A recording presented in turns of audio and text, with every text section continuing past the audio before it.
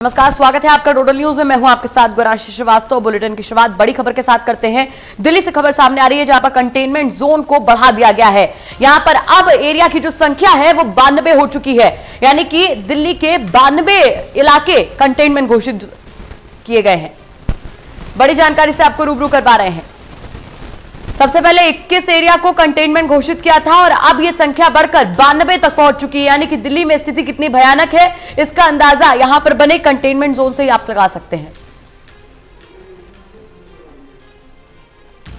मेरे सहयोगी देवांशु मल्होत्रा जुड़ चुके हैं। देवांशु, 21 से शुरुआत हुई थी कंटेनमेंट एरियाज की और आज बढ़कर 92 हो चुके हैं, यानी कि स्थिति बेहद भयानक है। में जो कोरोना है लगातार पैर पसार रहा है और कमोवेश दिल्ली में भी कुछ इसी तरीके की स्थिति है।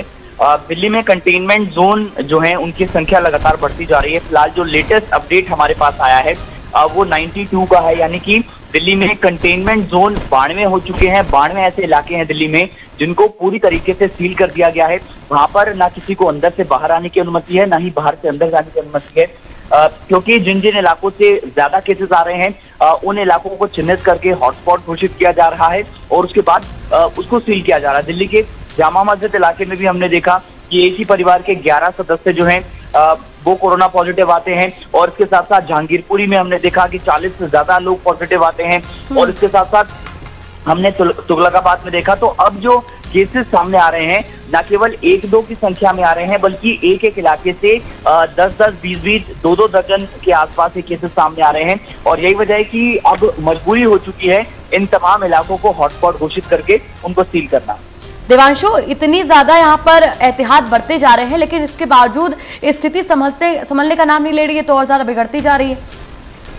देखिए, बिल्कुल मुख्यमंत्री भी लगातार ये कह रहे हैं कि जिन इलाकों को सील किया जा रहा है, जिन इलाकों में ज्यादा केसेस जा रहे हैं उन इलाकों को हम बाहर से सील कर सकते हैं, लेकिन अंदर से लोगों को अपने घरों में रहने की जिम्मेदारी खुद समझनी होगी। क्योंकि अगर किसी इलाके को सील किया जाता है तो उसमें ऐसा देखा जा रहा है कि लोग इलाके के अंदर ही एक दूसरे के घरों में जा रहे हैं, एक दूसरे से मिल रहे हैं और यही वजह है कि उन इलाकों से भी लगातार केसेस सामने आ रहे हैं। लेकिन हमने एग्जाम्पल देखा दिल्ली के दिलशाद गार्डन इलाके का, खिचड़ीपुर इलाके का और कई ऐसे इलाके हैं जहाँ पर सील किया गया और यही वजह है कि पिछले करीब 15 दिनों से वहां पर एक भी केसेस सामने नहीं आया है। देवांशु, प्लाज्मा थेरेपी से काफी उम्मीदें जगी थी, यहाँ पर एक व्यक्ति काफी हद तक ठीक भी हुआ था, रिपोर्ट्स भी निगेटिव आई थी, उसको लेकर क्या कुछ कदम उठाए जा रहे हैं?